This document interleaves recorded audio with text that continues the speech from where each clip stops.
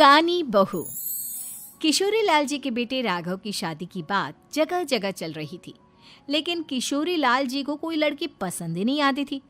और उसकी एक ही वजह थी, किशोरी लाल जी का लालची होना। उनको लड़की वालों से मोटा दहेज चाहिए था और इसी चक्कर में एक दिन वो एक बहुत पैसे वाले के घर अपने बेटे का रिश्ता लेकर पहुंचे। उस आदमी का नाम था ओम प्रकाश। देखिए किशोरी लाल जी, मेरी एक ही बेटी है और मेरी सारी संपत्ति जायदाद सब कुछ मेरी बेटी नैना का ही है। पापा, नाम से लगता है बहुत खूबसूरत होगी। कितना अच्छा नाम है ना, नैना। ओ, वैसे बात तो सही है आपकी। अब इतना पैसा है, जमीन जायदाद है, इकलौती बेटी, आप भी क्या करेंगे? सब कुछ उसे ही देंगे ना। बिल्कुल ठीक पहचाना आपने। बस बेटी की शादी और सारी जायदाद उसके नाम। पापा, बिना देखे हाँ कर दीजिए ना। इतना अच्छा रिश्ता फिर कहाँ मिलेगा?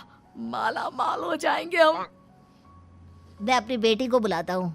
अरे नहीं नहीं नहीं नहीं, आपकी बेटी का नाम नैना है, सुनकर ही लगता है बहुत सुंदर होगी।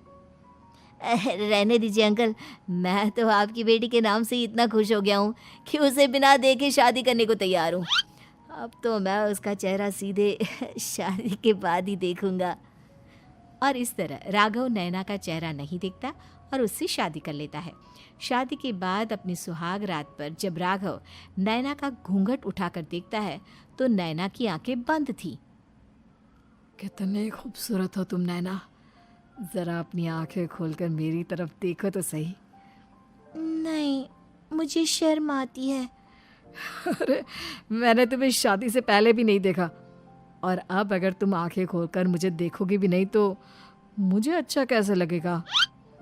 इससे पहले कि नैना अपनी आंखें खोलकर राघव की तरफ देखती, अचानक से लाइट चली गई और राघव नैना को पूरी तरह से देख भी नहीं पाया। अगली सुबह नैना राघव के लिए नाश्ता बनाकर लेकर आई। अरे ये क्या, आधा पराठा सेका हुआ है और आधा बिल्कुल कच्चा। ये तुमने क्या किया नैना? बहू, तुमने क्या आधा पराठा तवे से नीचे लटका कर रखा था, जो आधा सिका है और आधा कच्चा? मुझे जितना दिखेगा उतना ही तो सीखूंगी ना पापा जी। जहाँ जहाँ मुझे नजर आ रहा था वहाँ मैंने सीख लिया, जहाँ जहाँ नहीं दिखा वहाँ कच्चा रह गया होगा। इसका क्या मतलब है? ये कैसा मजाक कर रही है तुम? अरे बहू, तुमने इतना लंबा घूंघट क्यों लगाया हुआ है? देखो, हमारे घर में बहुओं को बेटी की तरह रखा जाता है, और फिर तुम तो इतना सारा माल लेकर आई हो। देखो, ये घूंघट डालकर रखने की कोई ज़रूरत नहीं है। हाँ नैना, पापा जी ठीक कह रहे हैं, तुम तो आराम से रहो, अपना ही घर समझो। नैना अचानक से अपना घूंघट उठा लेती है। अरे ये क्या पापा, नैना की तो एक आंख फूटी हुई है। नाम से नैना, लेकिन ये तो कानी बहू निकली। मेरे साथ धोखा हुआ है, धोखा। बिना दिखाए अपनी कानी लड़की मेरे संग ब्याह दी। मुझे कानी बीवी नहीं चाहिए। मुझे अभी ओम प्रकाश जी से बात करनी पड़ेगी। आखिर उन्होंने मेरे साथ ऐसा किया क्यों? अरे, आप लोगों ने ही तो पापा से कहा था कि आप लोग शादी से पहले मुझे देखना नहीं चाहते। अब मेरे पापा पर क्यों इल्जाम लगा रहे हैं? अरे लेकिन उन्हें बताना तो चाहिए था ना कि तुम कानी हो, एक आंख से तुम्हें दिखाई नहीं देता। किशोरी लाल और राघव नाराज होकर ओम प्रकाश को अपने घर बुलाते हैं। पापा जी, ये आपने क्या किया? शादी से पहले बताया क्यों नहीं कि नैना की आंखों में परेशानी है? अरे, आप ही ने तो लड़की देखने से मना कर दिया था। अरे लेकिन आप बता तो सकते थे। आपको तो हमारी बेटी की प्रॉपर्टी चाहिए थी, वो भी पूरी की पूरी। अब क्या हुआ अगर उसे आधा दिखाई देता है? प्रॉपर्टी तो आपको पूरी मिल गई ना। अरे ये क्या बात हुई? मेरी शादी प्रॉपर्टी से नहीं, आपकी बेटी से हुई है। अब ये तो पहले सोचना चाहिए था, तब तो मेरी प्रॉपर्टी देखकर तुम्हारी जुबान लप लपा रही थी। लेकिन मैं कानी लड़की को अपनी बीवी बनाकर नहीं रख सकता। पापा, कुछ करिए ना आप।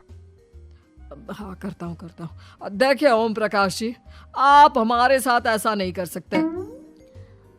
और तुम देखो, अगर तुमने मेरी बेटी से शादी तोड़ी ना, तो जो भी प्रॉपर्टी मैंने तुम्हें दी है वो तो पूरी की पूरी वापस ले ही लूँगा, और आधी प्रॉपर्टी तुम्हारी भी लूँगा। अरे मेरी आधी प्रॉपर्टी भला क्यों लेंगे आप? इसलिए क्योंकि मेरी बेटी को आधा नज़र आता है और उसकी नज़र अभी तक तुम्हारी आधी जायदाद पर ही पड़ी है। अब तुम उसे घर से निकालोगे तो कुछ तो लेकर जाएगी ना। और अगर हम आपकी बेटी को अपने घर की बहू बना कर रखे तो? तो तुम्हारी पूरी प्रॉपर्टी तुम्हारी ही रहेगी, और जो मैंने तुम्हें दिया है ना, उसमें से बस मैं आधा लेकर जाऊंगा। अरे लेकिन अब आप अपनी दी हुई प्रॉपर्टी में से आधी वापस क्यों लेकर जाएंगे? अगर मैं आपकी बेटी को अपनी पत्नी बनाकर रखने को तैयार हूं तो? इसलिए ताकि भविष्य में अगर तुम मेरी बेटी को धोखा दो तो उसके पास कुछ तो रहे जो पति का हो।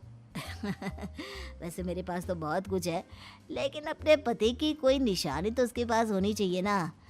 अब अगर तुमने मेरी बेटी को कानी कहा तो तुम्हें प्रॉपर्टी भी कानी ही मिलेगी, पूरी नहीं। जमाए राजा।